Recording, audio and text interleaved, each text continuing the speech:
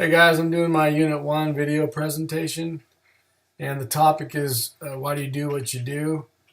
We watched the video intro to the famous movie Radio, which is, I haven't seen that movie in a long time, but I really like and enjoyed it when it came out. And it's a great sports movie, but it's also just a great kind of reminder to be compassionate to people, and that we can learn a lot from other people that we maybe don't expect that we may be able to learn from. And in this case, Ed Harris his character plays the coach of a little rural football team, and Cuba Gooding Jr. is a disabled or student with a learning disability who he just kind of takes under his wing, but it ends up kind of being flipped around where by the end of the movie, the coach is really learning from the student with learning disability, and it's really powerful.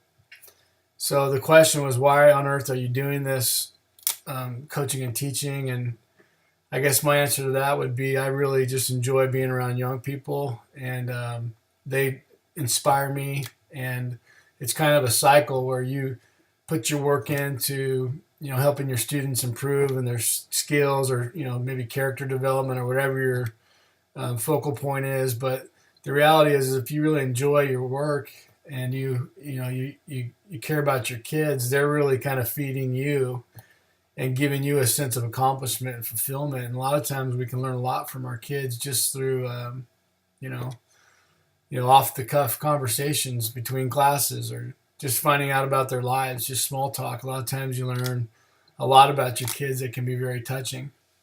One example of that type of a situation is a kid that I have at my junior high school this year, and he's actually 15, even though he's only in eighth grade. He was held back a year, but he's your typical athletic kid that's, he's been struggling with the whole, gang scene, and doesn't really have a father figure at home, and has a really just toxic family life. And he comes to school to kind of just have a safe place almost. And just in conversations with him, I've learned just to be thankful for, my family, and for a peaceful family life. And a lot of times as educators, we don't take the time to really talk to our kids and find out really how tough their home life can be.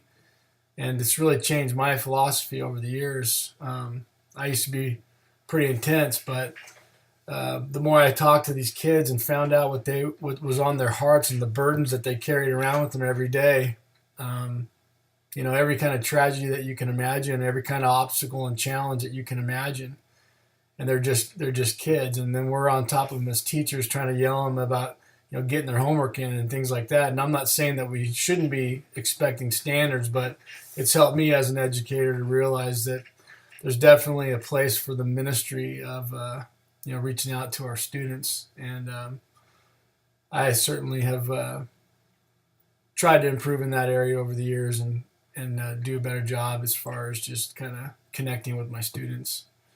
So that would be the way I answer that question, and I look forward to hearing how you guys respond to it as well.